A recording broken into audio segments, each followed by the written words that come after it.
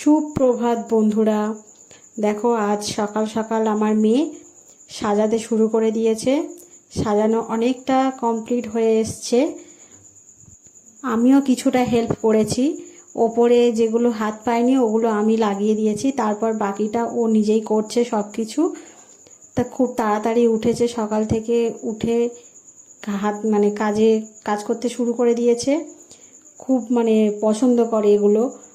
গপুর জন্মদিন বলে কথা আজ, তাই ওর খুব তাড়াতাড়ি উঠে কাজ করতে শুরু করে দিয়েছে।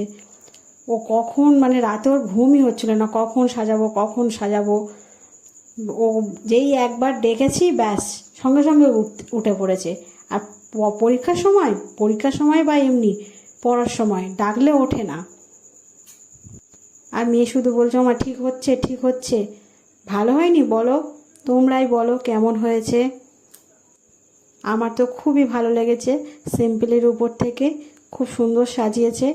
আর সিংহাসনটা এরকমভাবেই ঠাকুর দেবো তখন